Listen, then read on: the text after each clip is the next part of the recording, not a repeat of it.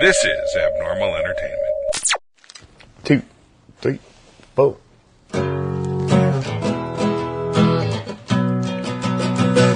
Walked into the tunnel just to find the light. Hunted for old demons, looking for a fight. Looked up at the stars, seemed to go forever. There must be a way, it all fits together. Fell into the quicksand, held on to the vines. Never could quite color, stay within the lines. Feels like I have wings, I can fly wherever. This is just a way, it all fits together. Finally saw the world through rose-colored glasses. Gonna share my journey to small and large masses. Give up on my life, no sir, me never. This is how I put it together. This is how I put it together. This is how I put it together. Hey everybody, this is Daniel Garza and welcome to another episode of Put It Together. I'd like to start as usual thanking my producer, Mr. Kevin Moyers, for all his help and support. Thank you, sir. Go check us out at normalentertainment.com where you can find all the shows on the network. Go check that out. Today, I'm excited. We're here in what's Venice, basically, right? Venice. Yeah. It's a rainy day. It's horrible. I almost canceled because I was sitting at home under the blankets. I was like, I'm gonna call Tommy and say, do you mind? But it took me this long to get you, so I was like, no, I'm not gonna miss the opportunity. How you doing, sir? Great. Welcome to the show. Thank you very much. Beautiful place your friend has here. Yes. Can we name him to crash? Judd Dunning. We crashed this place, but he's got a beautiful place. Yeah. Not to mention his wife. She's stunning. Yes. She's got this really cool retro vibe look. For those of you that know me, like I would turn in my gay card. That's the kind of lady that I'm like, she knows style, she knows she look good, but she's humble enough to let you say it first. So I love it. How's your trip? How you doing? Good. You know, they're beautiful people because I make people beautiful. Yes. That's really what I do as a self-certified life coach. Awesome. I've had my own Vegas shows on the Las Vegas Strip, at a residency at the Stratosphere and the Tropicana, and I gave that all up, the material wealth, to become Charlie Sheen's spiritual advisor. Wow. Okay, well, hold on to that, because that would be like, all right, that's already like a story in itself. But before we get there, just so people know, you are a life coach. I anointed myself. Right, I anointed myself as a life coach. Which in Hollywood too. I mean, doesn't everybody just throw a name on? And I have found that if you say anything with confidence, you will get a following. Yes. And I believe it's better to have false hope than no hope at all. That's my theme. Well, I started telling people that I was a producer 10 years ago, and I finally produced stuff like years later, and I was like, all right, it's already comfortable in the tongue, per se. Mm-hmm. Yeah, you play the role, and it happens. It manifests. Well, I want folks to get your story, so I'm not going to waste too much time. All I'm going to tell them is, because they usually want to know how I found you, is I do spiritual coaching. So you and I have not had a chance to talk previously, but I'm a Reiki master, so I do spiritual coaching. It's readings and energy work, and so I guide people. So I was looking for somebody to mentor or to somebody to follow, and your name popped up on one of my Google searches, and I was like, oh, he looks like he knows what he's doing. And you did, and I'm going to say this with all respect, you didn't have that polished look that like a Tony Robbins has, that you can, I really can't stand him. But I was like, this guy looks like he's lived stuff, and he could tell me how to survive. So when I clicked on your videos, I quickly caught on, and you'll talk about this next, I'm sure. And I was like, he's twisted. I need him on my show. I need to be friends with this guy. So, Tommy Lama, tell us. Well, unlike Tony Robbins, who sells out thousands of dollars in stadiums and all that stuff, I start at the Motel 6, the parking lot. and if I'm good enough, you never know. It could be the Econo Lodge. Hey, you could get the international breakfast in the morning. Yes! Yes! Hook you up. I know all the ins and outs. So yes, when you say I've lived. Yeah. I know all the ins and outs. And I have to say is that I have, throughout my life, the reason how my comedy became to be is because I've been exposed to all these healers. So like, there is a basis there's a foundation to the work I do. Energy healers I've worked with, numerologists, psychics, Kabbalists, you name it, the whole gamut. You know, so, when I used to listen to, Dale Carnegie cassettes back in the day, and see, sometimes the spirit world interferes. This is mystical. Is that you? No, it's Judd's. Oh, okay. So I'm sure it'll stop. It'll stop. I rarely have guests that come with a band. It's my angels. Let's for the sake of your greatness, let's say you brought your own band to do ins and outs. It would be Enya. I come out to Enya. Did you? Afroventus is the song, and I come out. A lot of strippers come out to that. Yeah. A lot of strippers. Yeah. So no, I come out to Afroventus. It's a spectacular. Yeah. I come out, and when I was in Vegas, I'm skipping. I had my disciples come out and like put flowers before me and do a dance, and then they would introduce me. Wow. On stage. Now This is a life-changing event. If it was legal, I'd come out on an elephant. Yeah. If it was legal. Some states. Yeah. We're not in that state, but yes. Yeah. Well, I want to start from your beginning of your story. Yes. So, Lama, tell us. There is no beginning. How you put it together. So I've been exposed to all these energy healings and healers and I was introduced to one. It started, many years ago. I had a girlfriend who said, you just need to meet this person. And I didn't know what. I just did it because I'm always for the risk. Right. And I went to meet her, and she was an energy healer. And then I got then I became all aware of the new age world, the chimes, the symbols, the Reikis. I've dealt with shamans. So all this stuff, is my foundation. Really? And the highest level of self-actualization is not taking yourself seriously. And some people, when you take yourself too seriously, you cannot laugh. You cannot laugh. You become too strict. You become too stagnant, if you can't poke at yourself, we're all fallible. Yeah. And the thing is, so what I do is I teach through humor. So even though everything I do is humorous, there's lessons to be learned, twisted as they may be. No, definitely. I have been to several workshops and events and a couple of conferences for spiritual healing and connecting. And I'm me. I come in with jokes. I poke fun at everything. And you bump into people who are so serious that I don't believe they get the messages because they can't connect they're not grounded enough. That's the word I was using, right? Does that make sense? Yes. So I get you on that. Yeah.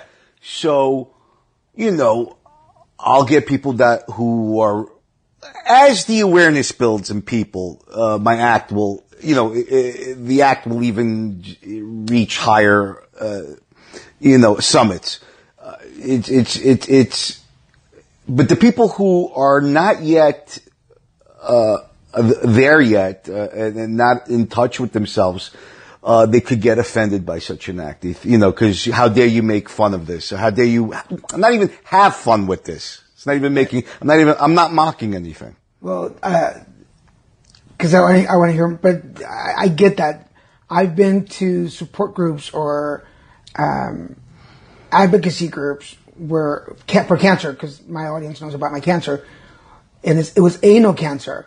So I walk in and usually say, what are the odds that a gay man would get anal cancer? And I think it's freaking hilarious. But most people were looking at me like, how dare you? I'm like, hey, I went through it. Like, I suffered it. I can make fun of it. I own it. I can make fun of it now. Does that make sense? Yes, that makes perfect sense. You know, and the climate we're in, everyone is so serious and so sensitive as martyrs for others. Where, you know, or, you know, it's just, we're becoming, when you take yourself too seriously, you failed. You lack any awareness. So, speaking of that, it's usually said, and I mentioned to you in our little pre-interview, I did my first stand-up class, and I launched it. We have a mutual friend, Matt Moore, baby. Matt Moore. I love Matt Moore. He's the one that gave me permission, unbeknownst to him, to just be out there. Just take your comedy to that level, and people will follow you. To not be completely safe with what I said, and just let it simmer in people's brains, and it's beautiful. But having done that first class, and November 3rd, I will remember that date forever, was my stand-up debut. I've learned that a lot of my comedy came from the darkest places that I have. And I don't know if it's because they were sitting there waiting for me to play with them and bring them out to light, or it was just their time. I really don't understand. Where does your comedy come from? Where does Tommy Lama get his material? Does that make sense? The Tommy Lama likes to toy with the audience. Likes to play games. It's you know, some would say a mind fuck. You know, I would say a mind fuck in a very Disney way. But, I like to fuck around. I like to, you know, it's fuckery.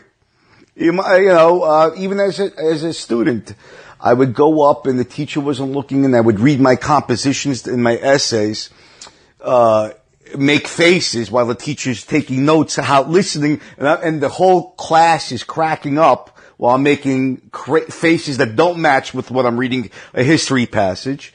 And the teacher would yell at the class to stop laughing at me. And like, the next one that does it is going to get suspended.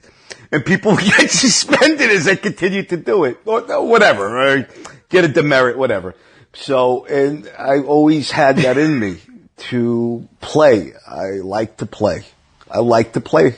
So, do you agree that is it a cover-up or is it our need to entertain? Here's what I gotta tell you. I mean, when I was 7 years old and I saw like old reruns of Danny Kaye or Jerry Lewis, or Robin Williams or Steve Martin on TV, I wanted to do that. So I don't, you know, because I suppressed it, but as a 7-year-old, I wanted, like when I saw that on TV, I wanted to do it. Because not everybody has that darkness. Like, again, my audience knows my story, being molested when I was a kid. There was definitely something that simmered and that I had to make fun of. Right. Being diagnosed with AIDS when I was in my 30s, there's definitely a need for me to light that up. Because obviously I survived. Disclaimer, spoiler alert, I'm still alive. There's a need for me to make that. But some comics are just funny. Well, I mean, I grew up in a single parent household, so I didn't have a father figure. So maybe that's part of the chemical equation. You know, you see something you like and then, I'm just saying, right. You know, if we're going to go with that, it's possible. I haven't really introspected that deeply yet. We don't want to go out there. I'm pulling out my counseling, tools here. Let's talk, Tommy. What do you feel? No, let's not go that direction. So you started, basically, I guess your career started in school. Yes. I was the class clown. I mean, I would dress up. I was just I was always acting up in school. You know, where I'd come up with water guns back in the day, where where you wouldn't get arrested. Right. I would have someone call the teacher out into the office to lure him out, and I'd come in, I'd shoot up the class with water guns, and then I'd look out when he's coming back, and then I would jump out the window. And the class was in stitches and laughing, and he came back. You know, it's just like this kind of creative. Not that it was anything genius, but the point Right. is, I was always thinking of ways to create laughter and humor. And as I'm reflecting as we're talking right now, because I haven't done this, because I don't sit with myself and ask myself why I am the way I am. But so I became a comedian when I went through. Okay, so I'm cutting away. That's fine. But I went to. I'm a lawyer, by the way. Oh. I'm licensed in Connecticut and New York. However, I don't practice because it's not something I want to do, or I have no intention. So you're East Coast. I'm East Coast. I was East Coast, yeah. As if the accent was. Yeah, the French always fools people. But, so, I didn't like being a law student. I didn't like it, but I'm not a quitter, so I wish I did, but that's another point. I would have, fully committed to but it's all right. Everything's for a reason. But I went to Marine Corp. I convinced myself, what can I do with this law degree that's sexy? Because I don't want to be, I'm not like these people. I didn't fit in. I'm not like them. And I said, I'm going to become a judge advocate general. Wow. For the Marines, but you have to go through boot camp. So they offered me a split summer program where you do one summer basic training, and then the second summer. And I figured to get me in shape to go to officer boot camp. I went to enlisted man. So they offered me this because I was a law student. I'm a catch. So they offered me this deal. They don't offer these deals to anyone. Wow. I'm a big catch for a recruiter, a law student. So after my first year of law school, I went to boot camp. And I would make the recruits laugh because I had nothing to I was that was my self-discovery. I'm not a Marine, by the way. I didn't graduate. Okay. I didn't graduate. I was a troublemaker, but in a good way. In a good way. And I would make the recruits laugh. I would make the drill instructors laugh. And the thing is, the drill instructors, they're training people for wars here. Right. And you can't have this. So they would. And they liked me. That was the dilemma. But they had to punish. So they would try to turn the recruits against me by giving me ice cream while they do push-ups in the sand pits to turn them against me. Cause you Savage, so funny. Well, let's see how funny he is. Here's an ice cream, Savage. And then more push-ups. It's good, that ice cream. So they're doing that.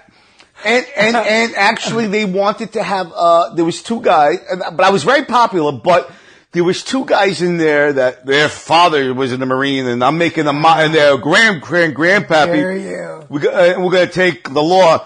So they wanted to plan a blanket party for me. And I don't know if you're familiar with that. If you watched enough movies, that's where, the recruits take the law into their own hands because they're getting punished a lot for a recruit that's either problematic or slow or whatever. Right. And I think they put soap in the blanket, and but it was called off because they were outnumbered. But that was in the plots. Wow. I was in the plots. Yeah. And they just they whack you, Right. but that didn't happen. However, be that as that it may, I had a week and a half to go, and being from Brooklyn, I'm sure there are Brooklyn people who I never learned how to swim at the time. So the way they teach you, I can't learn like that. You learn as a child, as a baby. You can't go with your M16A2 and your flak helmet and all that with the boots. Go. No, I said I can't.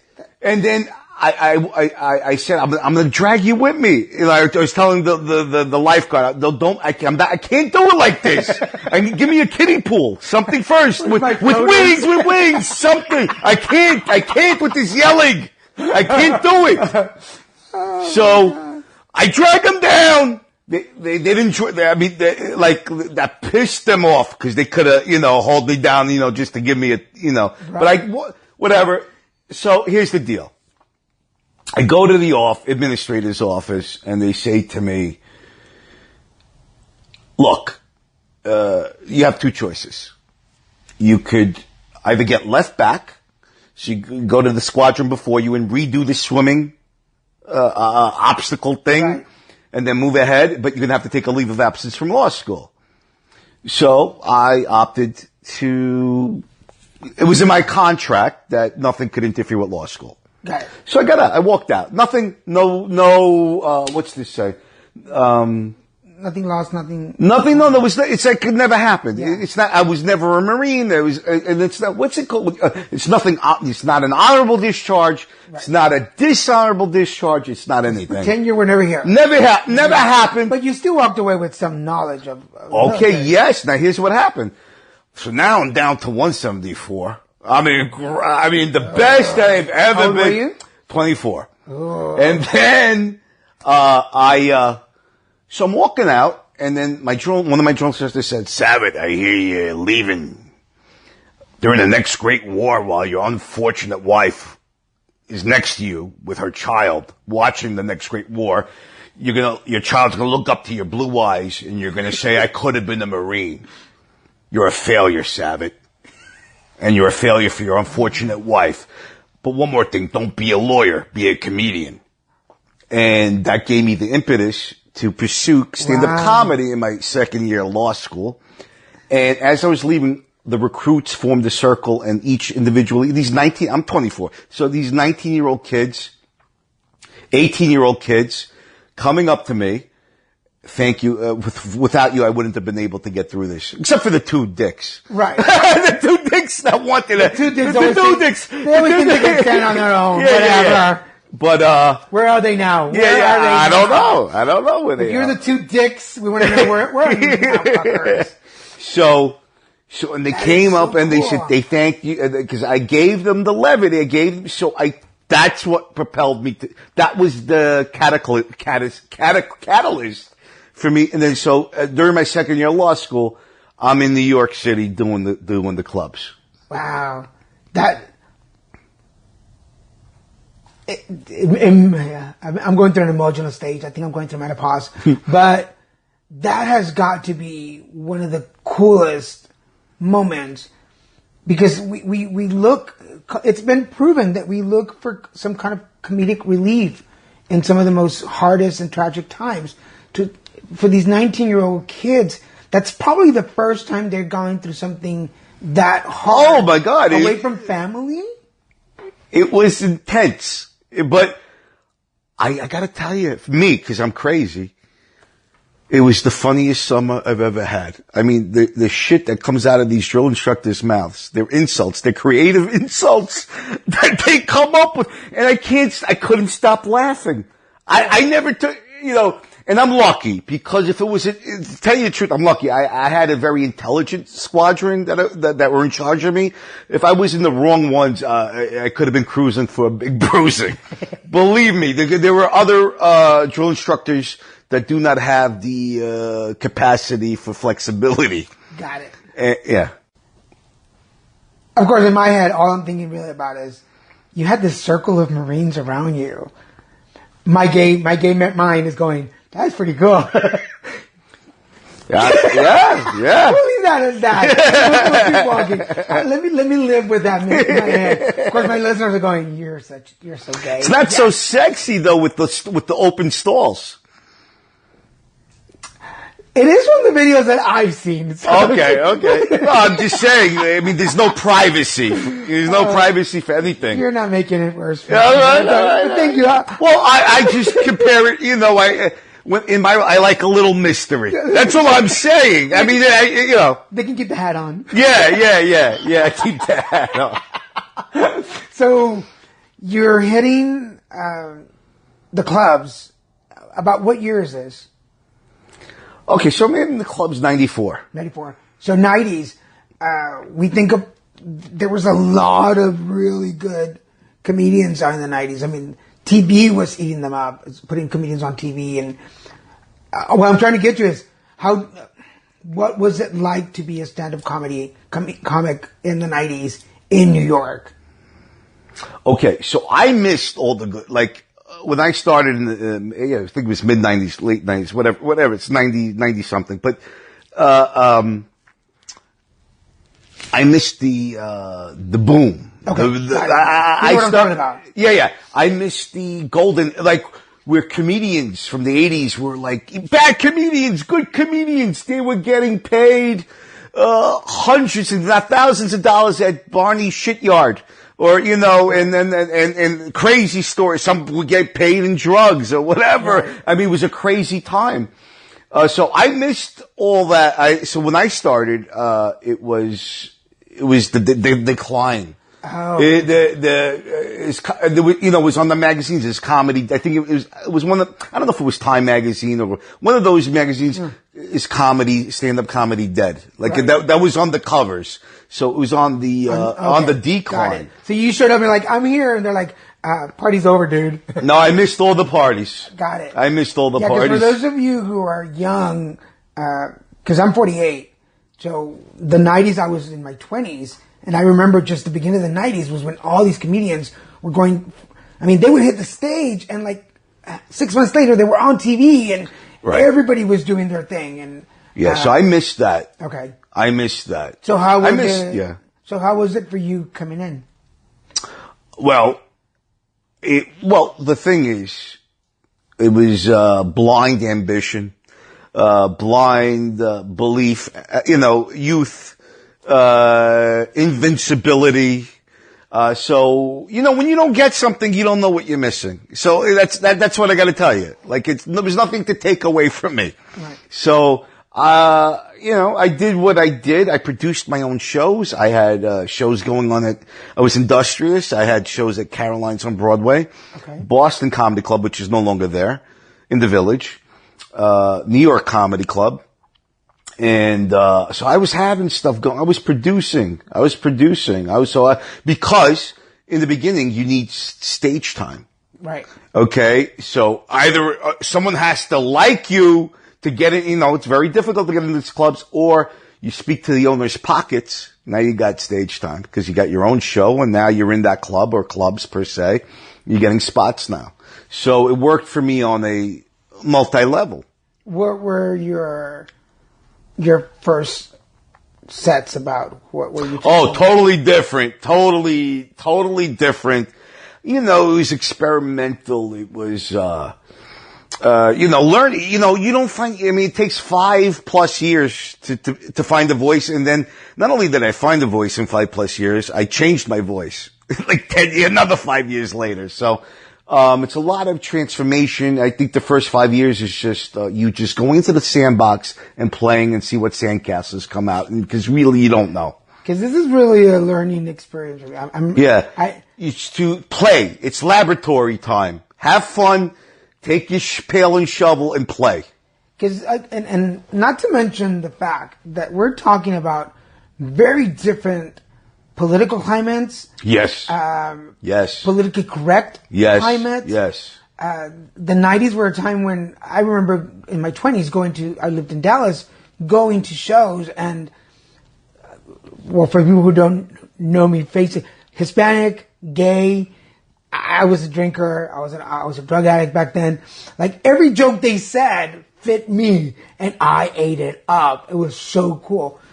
I don't hear those much anymore, obviously. Right. But how freeing was it with all of your life journey up until then to be able to just share it with no censors?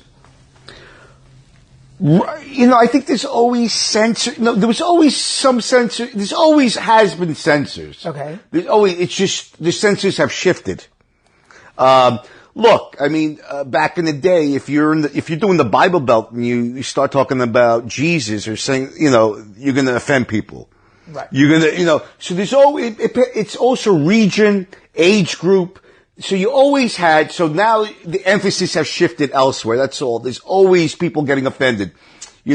people get offended by sex. Even back then, depending on the audience you're performing for, like say you were doing the elderly and you're talking about sex, they're going to get offended. So it really is, and I think with the advent of social media, so it's more pronounced now because everyone has an opinion and everyone is an authority. So it's just louder, but there's always been, just certain things you're more free to do than you are now and vice versa. So let's say, racial stereotypes, which you would be able to do with reckless abandon or, women jokes, now, and you could still do them. It just depends who your audience is. Got it. Cause there's still, there's audiences out there. I just keep thinking, like, as a Latino, and I was born in Mexico, raised in Texas, so I love Tex-Mex jokes. I always say I'm an original Tex-Mex. My dad was Texan and my mom was Mexican. Not that funny for people. Okay, well, that's funny in my head. But, I love a good gay joke. I love the fact that there are stereotypes and you want to make fun of them. It's just, I don't know. I don't know if this is making sense in any way, but, I feel that if we're equals, then we're comfortable enough to poke fun with one another. Yeah. If I feel you're a victim, then, this is just advocating superiority, that we have to be gentle with our victim friend, or, whatever ethnic group is considered a victim. We can't joke with them. They're special. Yeah. In fact, speaking of Matt Moore, that was one thing that he taught in the class that stuck in my head is if I mock myself first and I make you realize all the defects that I have on me, then it's easier to just put it all out there and make fun of everything. Because I haven't come in with a superiority concept and be like, I'm awesome, I'm going to make fun of you. Right. Versus, look at what a mess I am. Now let's all laugh together. Right. Make sense? Yeah. Self-deprecation. Yeah, there you go. I was trying to find the right word. Yeah. So you're hitting the payment basically, and you're hitting the clubs. Any regrets at any point, any time during that you said, I've got to go back to law school? No, my only regret is that I have a regret, and my regret is, okay, I'm going to say it's a double-edged sword. I was able to build my act, and that's the beauty of doing the road. But if I was to turn back time, I would have gone out for auditions for TV and have that complement what I was doing, stay in the city more and not do the road as much because I'm a road dog. However, there is good that came out of the road dogging. A lot of things happened out of it. So, but if you're asking me the regret in that, not law. My regret in law is going to law school to begin with. At all. No, you see, I really even can't even say that because it's knowledge.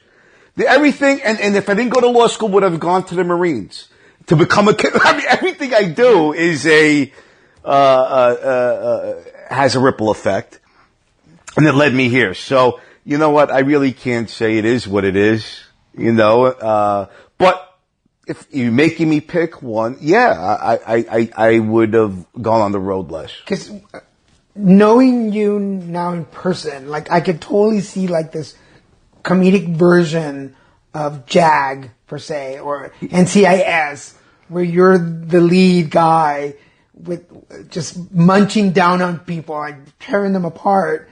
Because with that accent and your look, I would be like, you would be hilarious as like the. And I was always like, I'm good with acting. I have a range and I'm good with it. And I wish I would have explored it more. Not that it's not over, but I'm just saying, going back, it's the only thing that is, I'm not fulfilled. Well, if any producers are out there listening, this is the pitch. Drill sergeant with a law degree, but on a funny side. Like the male version of like, what was it? Private Benjamin kind of thing. But anyway, I can see. We'll talk after because we have to write this down. I want credit. I want creative credit. So you, there's so much to you. I don't want to move. I don't want to miss. You do you. Take you, whatever. Again, talking about the 90s, and we there was definitely that shift that happened during, we know because Desert Storm was early in the 90s. So when I went, I was in between war. There was no, we're always at war somewhere, but there was no, it was between the first and second Gulf War. Okay. First Gulf War was over. So this was it was a period of calm when I went. But let's not talk about war. I want to move you forward. You leave school.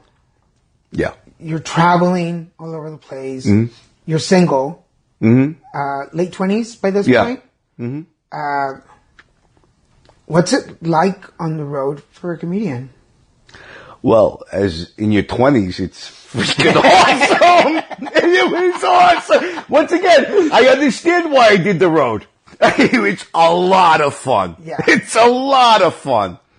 It's a lot of fun. I mean, especially when you're 20s. Oh my God, it was great. So, it was great. What did a typical night? Anything could happen. Was there a typical normal night? Or was some crazy stuff, man. So, there could be normal nights, but sometimes there's not. I mean, you just meet some crazy people, wind up in crazy situations, and, it's exciting, and,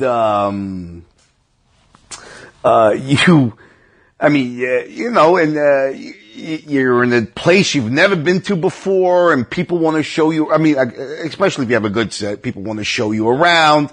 You're like the local hero,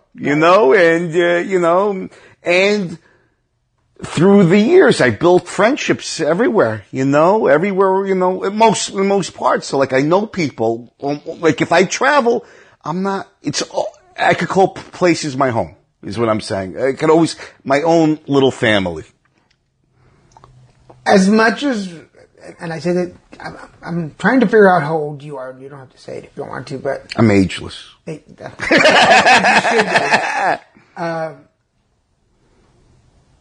The hardships of because I realize how much fun it can be, because I remember my 20s. I was a bartender in my 20s too, so. Yeah. You're always popular if you're a bartender. Yeah. Never mind if you're the comedian, because I remember being a bartender and meeting comedians that came to town.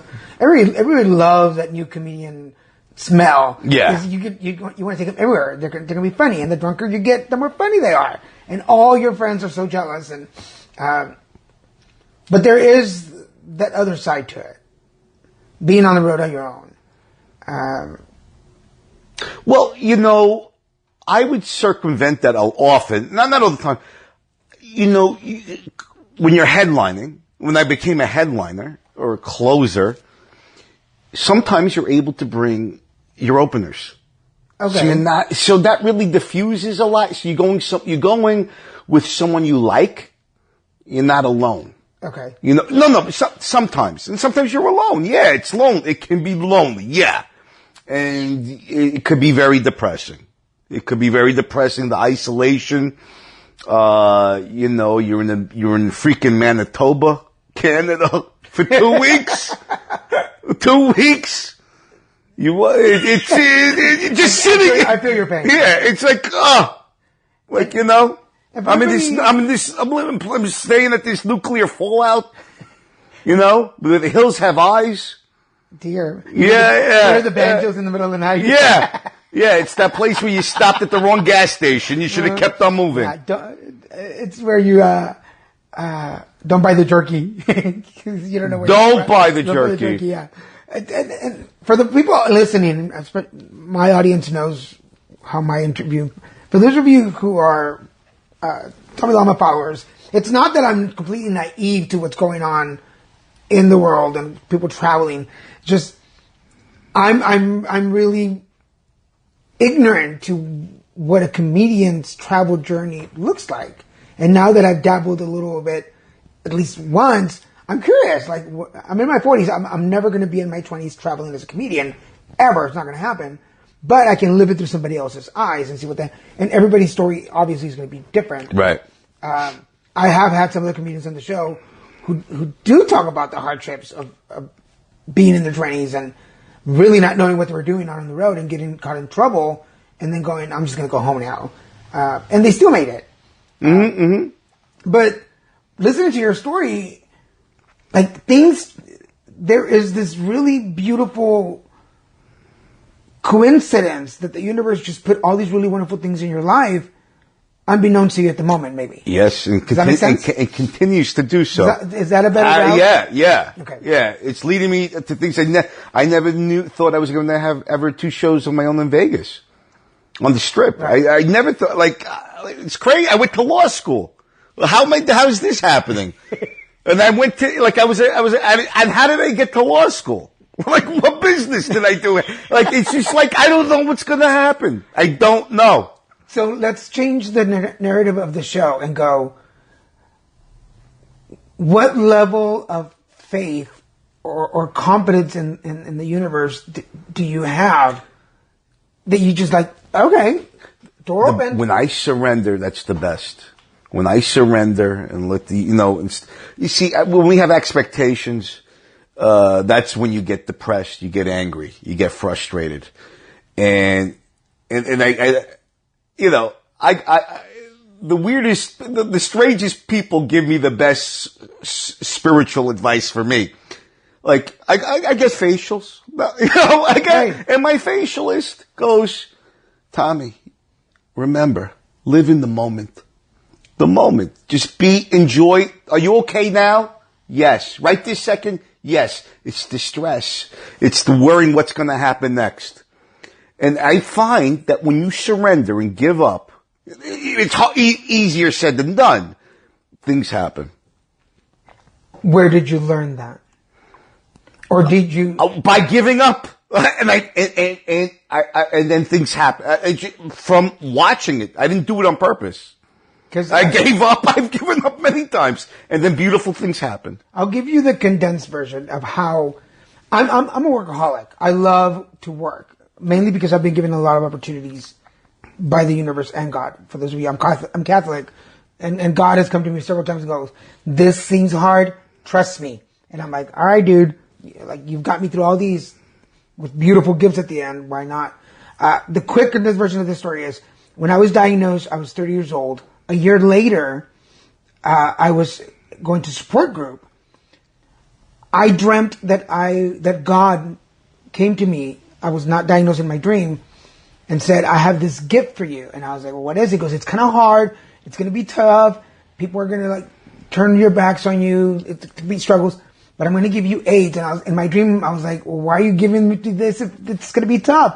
And he was like, if anybody of my children can handle this, it's you, and I believe you'll do wonderful things with it. And in my dream, I was like, well, if it's a gift from you, I have to accept it. Like, yes, whatever you want me to do. Fast forward 18 years later, I'm working on these really awesome campaigns. I've met amazing people.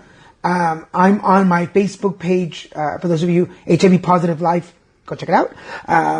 I'm talking to people from South Africa, from the Philippines, from Brazil. Thank you, Google Translator, because I translate everything. And I'm having these conversations. I'm giving them suggestions and information on HIV from around the world. And like you, I'm like, how the fuck does the little Mexican college dropout end up educating people around the world? And I believe, oh, by the way, they kicked me out of that support group when I mentioned that story. They didn't want me back. But just like you said right now, and that's what caught my attention. It's like, because I sit back every day at the end of the day and go, how the fuck? And I cry sometimes. I'm like, there is no way. If you saw me on paper, people would be like, you're bullshitting me. That didn't happen. That's not a real person's life. Does that ever happen to you? Yeah. I mean, it's just, I know it's a lot. I said it. Yeah, I mean, yeah, to all of that. Yeah, I mean, I believe that, here's what I think. I think that the universe has laid out a diagram for our path, but we have a lot of flexibility within that parameter, to tilt the outcomes differently, adjust it. But I think there's a general roadmap in that we, depending on what choice. It's like a choose your own adventure book. I don't know if you remember those. Yes. Yes. So there's a main storyline, but depending what choice you make, the story could end. Or you could make it last a little longer, depending on the passages you choose. And if you the survive millennials don't know what we're talking and if about. you survive that, you can add to it. Yes, you can read another story. Yes. Yeah, you can read that. So that's what we live in there. Choose your own adventure. Yeah, because again, just today, this morning, my boyfriend had a procedure done, so he's home sleeping. So I was like, and it's raining horribly, and I was finding excuses to not have to leave the house. But I suffer from anxiety too, so I was getting anxious because my voices in my head kept telling me, "Who are you to go interview this guy? Like, how dare you, like, go interview Tommy? Like, have you earned the right to do that?" And then the other side of me was like, the universe was like, "Are you fucking kidding me? Like, we worked the dates out for you because we went back and forth on dates and times." The universe is like going, "I worked my ass to get this interview for you. You better go, fucker." So here I am. By the way, I'm enjoying it. Thank you. Just letting you know. You're very good. Yeah, like I said at the beginning, it's just a conversation. There's no agenda to the conversation. Other than sometimes I want to get dirt on people, but it usually never happens. I guess since we changed the narrative, I wanted to know like all the dirt on traveling in the 90s, but as I'm listening to you again, I said this in the second segment, it just seems like things, like the doors, you weren't even knocking on doors. Doors were just like, somebody left the keys on the door of their house and they're like, but they're not even, they're like invisible keys. Like they're like accidental trapdoor keys that you know, like, in those secret fireplaces. like you accidentally touch it on the wall. That's how, I'm not giving keys. I'm accidentally touching things. And it leads me to the separate room. And I guess this is a beautiful moment to like show people or talk to people that are listening. If you just give it up. Right. And I got to remind myself to do that because I get stagnant when I start having expectations and I don't meet, instead of just enjoying myself today, instead of worrying about what tomorrow is. Everyone's worried about their finances. Everyone's worried about their relationships. Okay, how are you doing this second? And that's it. And just take it from there. Right now, I'm fine. Right now with you, I'm good. Yeah. I'm good. After this, I'm doing a show. So what's my problem? Yeah. I can't worry about tomorrow. Yeah, one of my pet peeves is when I try to talk to people or get them to interview or whatever. They're like, "Well, I'm really busy." And we're all busy. It's 2018. We're all busy. Yeah. Especially if you live in Hollywood or in LA. Like, we're all busy. Like, that cannot be your excuse for not. Just tell me you don't want to be on the show. That's really the truth. Yeah. Right. Just tell me. Because you make yourself unbusy if it's a priority to you. And I realize that because of guests like you, that I'm like, hey, I really want you on the show. And then sometimes it's like, look, this is my stretch. We almost had the music intro. Thank you, band. They missed their cue. But then some people message me like, look, December is tight. Get me after January. And I'm on there in January. I'm like, I'm back. Right. like Avon. Yeah, you ready to buy now? And then some people like you, like, hey, look, this isn't a good date, but this is a good time. Can we work it out? So it makes all the other people that tell me, oh, I'm busy. I'm like, bullshit. Everybody has time for it. Of course you have time. Everybody has time. It's just their way out of it.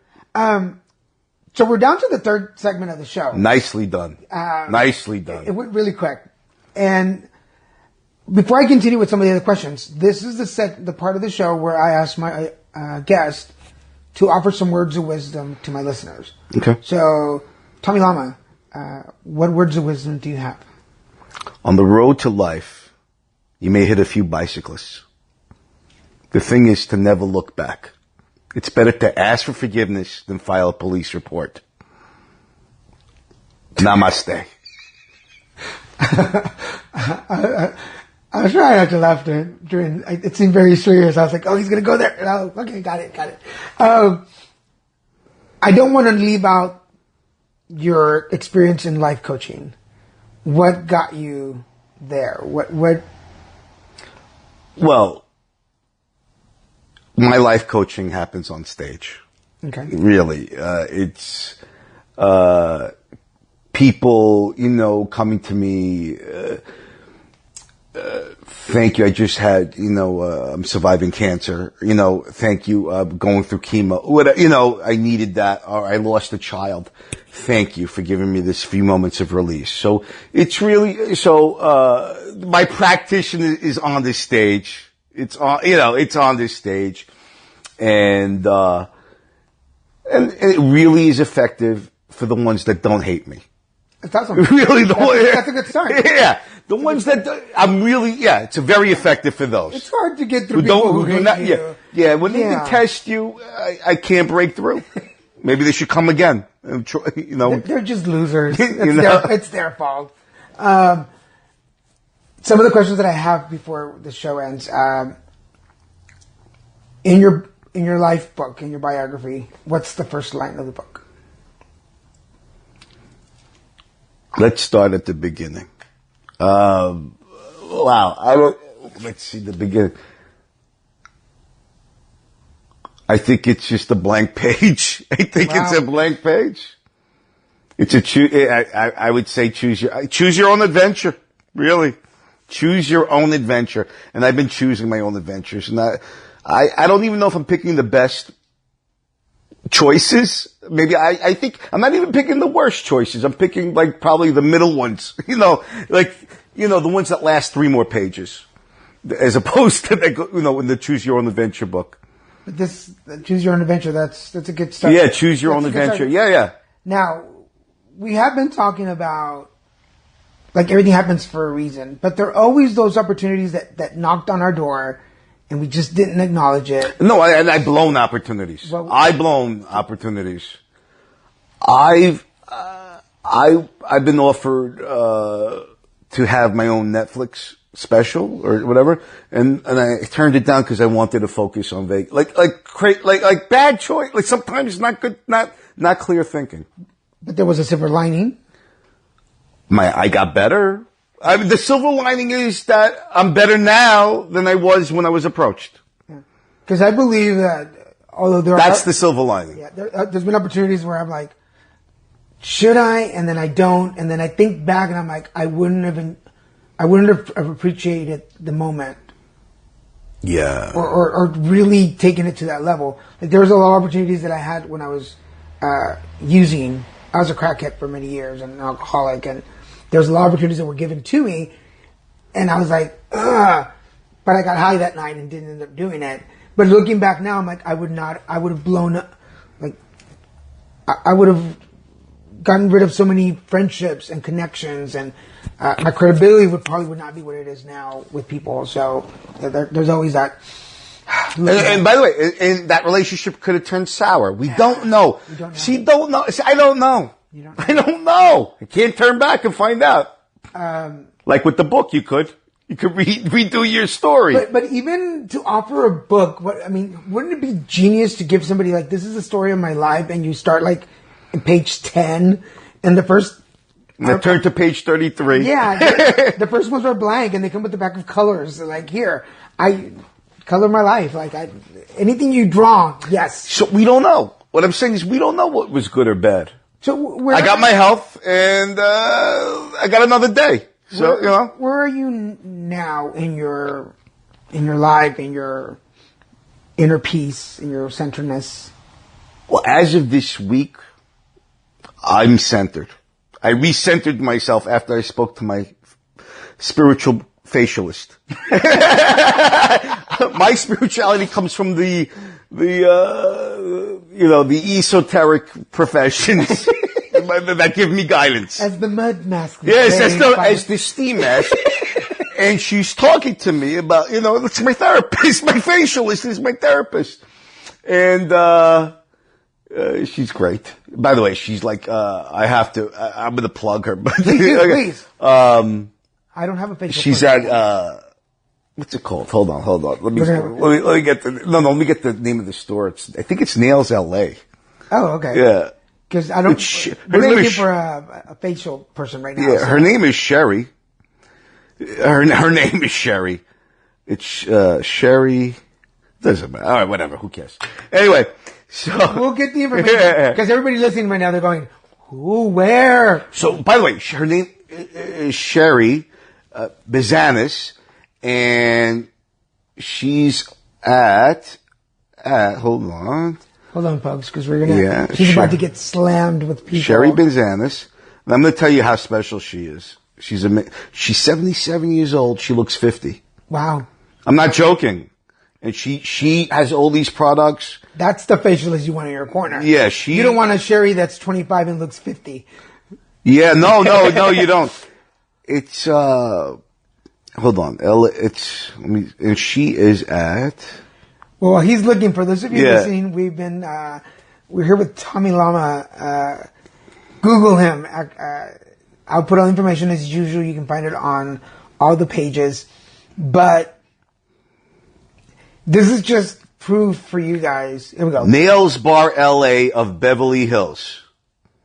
8322 Wilshire Boulevard. Nails Bar of Nail Bar LA of Beverly Hills. Her name is Sherry, I know her name. What can I say? Bizanis. She's 77. All right. She's energetic, and she gives me my spiritual talks. All right. Well, Sherry, if you're listening to this, we're about to plug you hard. That's not bad. We're going to promote you. So, another thing that I like my guests to do on the show is, if you could name this episode, what would you name it? Choose your own adventure. Why not stick with the theme that got us here? It's not broke. Don't fix it. What do you want people to remember about you? That I'm lost. But when you're lost is when you're truly found. Because we're all lost. We don't know. No one controls their destiny. No one, I mean, you don't, and I think what you learn is that what appears bad is your perception. We don't know. We don't know what could have been, would have been, should have been. And like I told you, I have regrets. I don't know what and then you're making me think. I had a good time on the road. I had a special moment. And I was excited, and I started to remember the crazy times. And then I said, wait a second, am I really regretful? Because we don't know. So I think living in the moment, living in the moment, and I think if you live in the moment, you can be content. Because there's so many people, and I see it in the Latino community, especially I saw it in my mom, that she never truly learned how to say yes to life. Mm-hmm. Right. And a lot of comedians don't do that. They haven't made it, so they can't be happy. And they're depressed. Yeah. And they're miserable. And they will not, and then they have their peers making it, and it's a mirror to their face. Yeah. I'm a failure. Yeah. So I think, it's expectations. And it's funny that you bring that up. I did a video or something on Facebook. I'll look it up. But I went through this thing right before Christmas where I started to feel jealous and a little bit of resentful about people. Why is he being called to do this? Why is she? Yes. Right. Hosting that. And this person's and on top of that person's a bad person. Yeah. And why are they being invited to go do this presentation and not me? I've been busting my ass for so many years. But then the problem was I stopped for a minute. So I got sick. That's right. That's when I got food poisoning. I was in bed pretty much for a week. And people were one of my pet peeves is people are like, well, the universe wants you to stop and smell the roses. And I'm like, fuck the universe, because I'm puking over the roses right now. Yeah. So I'm with you. I realized that the universe was actually telling me, you're going to be a little bitch about all this. We're going to really show you what it's not, what it feels to not have the universe support behind you. You can be in bed sick, throwing up, pooping, not eating, and not working at all. Is that what you want? And I was like, no, put me back out there. Not realizing that I had all these great opportunities in my hands. I was part of all these really great experiences, But because I was focusing on you and what you were doing, I was missing out on my own stuff and not working on it. Does that make sense? Yes. Yeah. Yes. Very relatable. Very relatable. Share. No, there were, look, I'll share with you, and I had, you know, there are comedians, I'm not here to name whatever, that I've helped, that sought me and, helped. Yeah. And then when you ask them a small favor, like, and I did a lot, like, there's a particular comedian I did a lot for. And I asked this particular comedian, and he's very successful. One of them. There's several of them. And some are very selfish people, and they won't even put you on their podcast or anything like that. They just forget. No, they're just blowing you up. Not even and so you experience anger, betrayal. Right. I was there, like, and because why am I angry? Because expectation. Full circle conversation. Yeah, expectation, because I expected the favor to be returned. Right. So in life, it's not going to happen all the time. Yeah. Just because you do for someone, and in the good way, and you ask them for a small piece of crumb, whatever, a breadcrumb, and they don't. It's insulting to the ego.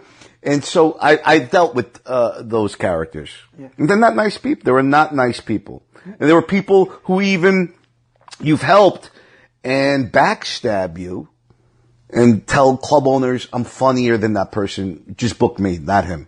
Or I got that person into a club and then they backstab and tell the owner, and do that. And how do I know? Because the owner tells me. Right. I'm friends with the owner, dummy. That's funny. I'm friends with the owner, you dummy. We have very similar stories. So I relate to that because I don't mind with someone's. I just, if I know them and I know they're not nice, it bothers me. But you know what? I don't know what's real. Like you can have all the money in the world. Doesn't mean it does. Who knows what's going on behind the closed doors? Mm-hmm. So that's all. Yeah. And for those of you listening, this is not a bitch fest. We're not here doing our nails and complaining about people. It's just, there has to be a balance. The universe is for me, it's about balance. There has to be tears and laughter and hard times and good times. Otherwise, it's not a full life. You can't go through life with everything just being rosy all the time. Because where's your experiences coming from? Well, and the naivete has to be knocked out of you. You can't live like a 5-year-old and trust all the strangers that the candy's going to be good to eat. Right. And that's the problem. I had to learn the hard way. Yeah. Stop eating strangers' candy. No, I had to learn. I kept until you learn your lesson. The lessons keep coming harder and harder. I'm writing that one down. Yeah. If I knew that when I was a teenager. Yeah. I wouldn't have had to dance for my lunch money. At least it was the main stage. We've got about 5 more minutes to go. Yes, sir. I just find you uber interesting. Thank you. I tell people when I come on the show, I do stalk people. I do kind of like, what are they up to? What are they doing? Because you want people on the show to have a good image. But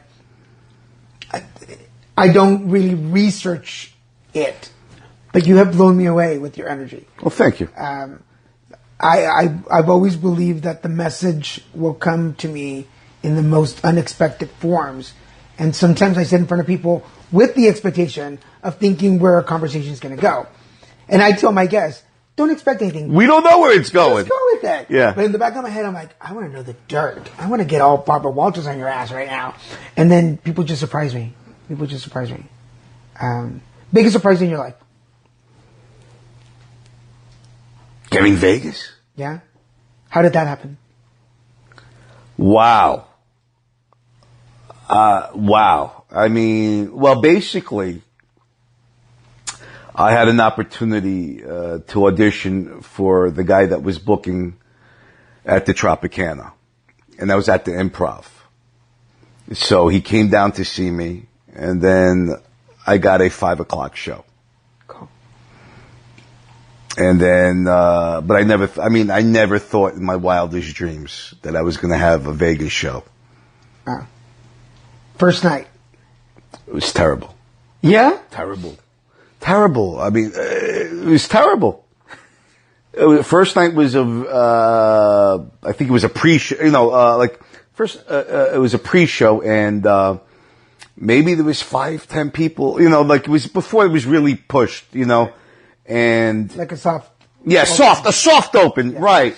And me by myself, not without any open, and just putting the show together, So it was Silence of the Lambs. Silence of the Lambs. Did you give yourself a pep talk after? I brushed it off. I had a good friend that was there that supported me. He's no longer with us.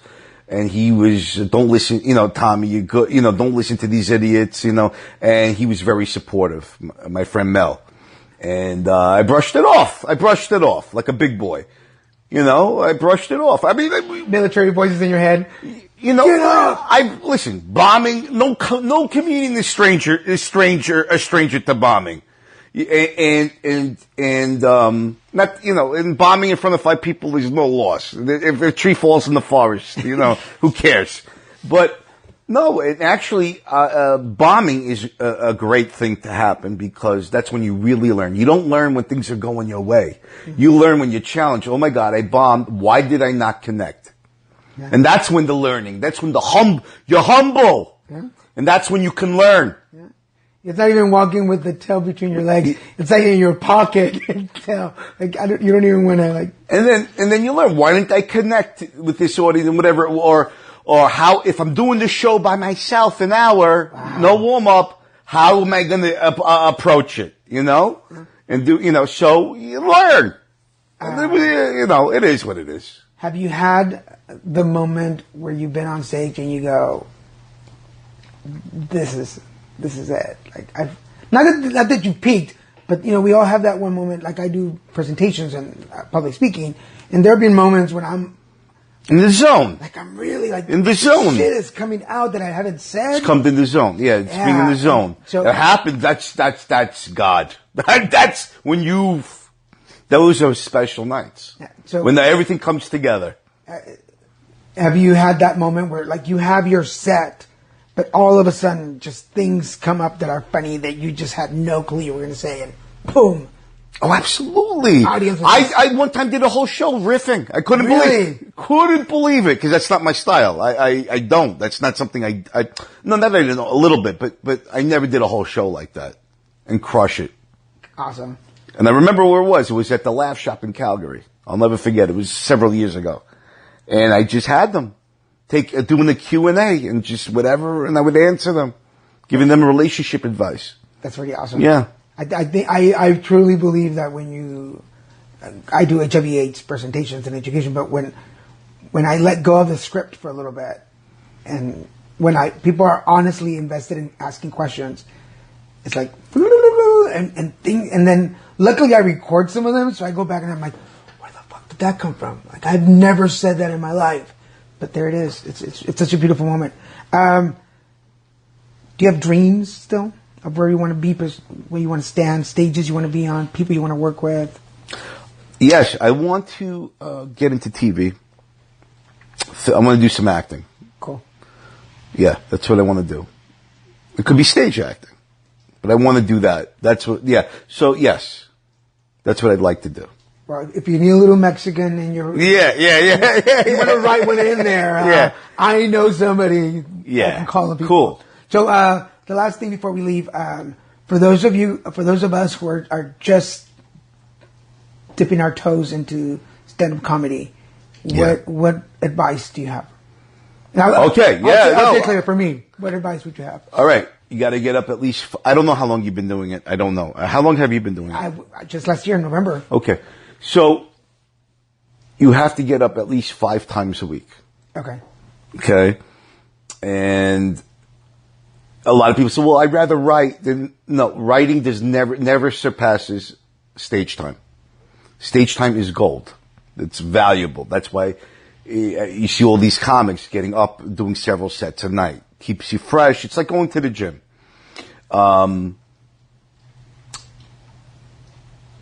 So, a lot of comics go, well, I'd rather use that time to write. you need to get that comfortability on stage, because being on stage is an uncomfortable act. It's an unnatural act. No one in real life is going on the stage and conversing with people in the day-to-day life. So you're in an unnatural setting. And the only way to make it as natural as possible is by getting on stage a lot. Okay. And then there's and time. Time seasons you like wine, you know. By the process of doing, and you going up there, it makes you more confident. The nerves get lessened, or you can control your nerves depending on who you are. You know, everyone is different, and it's repetition. Well, Tommy, repetition is boring, and know it like the back of your hand, and then you could start doing, you know, once you have it down, you can't get lost. You have you're grounded. If you're just going up there every night doing a new material, you'll never know its consistency, how it works. You'll never. Doing a set, you know, so I believe in working, and then taking your act, let's say whatever it is, and then probably you're going to find, you know what, I don't like this act, you know, and you evolve, you throw it away. You're going to throw, the first few, all the acts are going to get thrown out anyway. Eventually you're just going to evolve. Right. It's training wheels. It's sandcastle time play. It's pretty cool. Thank you. Because I have the stage, I'm used to being on a stage talking to people. Right, right, okay. Because I talk about my life all the time. But mastery of your words, mastery of your material, the back of your hand, the timing is there. Yeah. You could know how to, you know, make it the illusion that it's coming off your mouth the first time. Because from the very first time that I sat on stage to tell my story about HIV and growing up and my family, I didn't want to be the same sober stories that I heard everybody else say. I was diagnosed. I was like, no, we're going to make this fun. I want people to laugh, because people will remember what they heard when they were laughing. It's true. They will always remember. And I've had people... It's an imprint. One of the greatest, I guess, this girl started off in a community college. No, she started off in a high school here in Irvine. She saw me present. She went on to community college. She took 2 classes where I presented. She went on to UCI, saw me 3 times in 3 different classes. Graduated, came back to teach and called me. She says, I remember you from teaching. Wow. I want you to come and teach my class. And I'm like, what do you teach? She's like, Spanish. I'm like, what does that have to do with anything? She's like, I just wanted to hear your story. And I was like, fuck. So the best compliment that I ever got was somebody saying, I remember every time you laughed at your life, it made me realize that me breaking up with my boyfriend was not the hardest thing in life. Like, whatever, dude. So that was the one. So I think for me, not that I'm, oh my God, comedy is so easy. But I think the transition into it was like, oh yeah, I want to do this. Like, I just want to, like you said, just make it tight, put it together, and make it work. So, I had one more thing one thing I forgot to ask.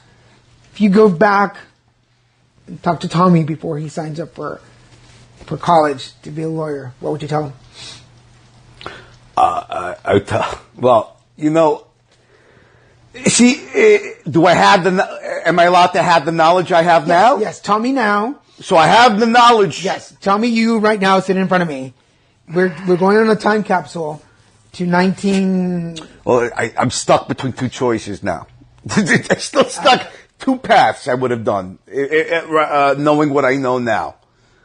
I would have not gone to law school and fully immersed in stand-up, or focus acting. Or in combination. So poor Tommy, young Tommy there is standing there before... I would say no law school. I would have stopped the law school, but knowing that I have the knowledge now. So, then I didn't know I could do stand-up. So, you know, and I had to go through law school, and I had to go through the military to find that out. Okay. So we're not stopping him from doing what he's going to do. Right. We're just giving him words of wisdom. Right, to save some steps. Right. No, I wouldn't change. No. Enjoy it. Yes. I wouldn't have. No, I would have implanted the knowledge what I need to do without going through the law school and the Marine Corps. Let's skip. We don't need to do that. You're already funny, dude. Yeah. Skip all that. Let's skip it. Let's get to it. Yeah. I would have saved myself a lot of time. That's all I'm saying. Well, I'm Let's start it earlier. I'm sure glad that you did not skip any of that and you went through it. It's been a pleasure, man. Same here. I hope we get a chance to do a second episode. Sure, absolutely. I'll hit you up next time I'm in the region. I'll treat you to some tacos and done. Maybe we'll go get a facial together. Done. Yeah, I'll introduce you to her. She's fascinating. That would be. By the way, she'd make a great guest for you. Hook me up. Yeah. Hook me up. Yeah, I'll text you her number. But it would be awesome to go have a little facial time. Done. Yeah, we'll do a facial. We'll do it together. Yeah. Podcast. She'll do it.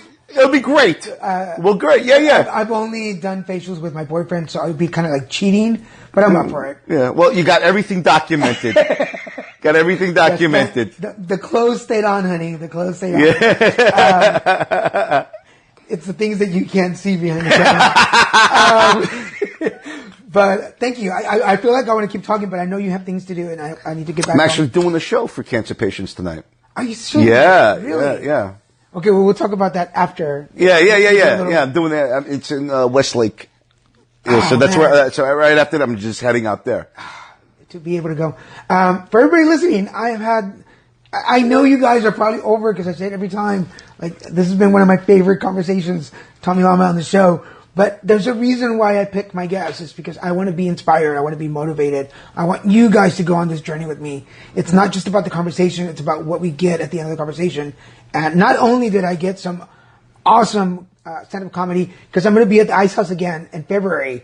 I got an invitation to go do. Awesome. So I need to work on my setup for that. And I'll ask you afterwards. Sure. And I hear these amazing stories that just motivate me. They make me realize that just like you and comedy, I have a microphone and I need to use it for the best and make sure that people get. I don't want to get mushy. Hallmark sounds like a Hallmark movie right now. Anyway, get it together, Garza.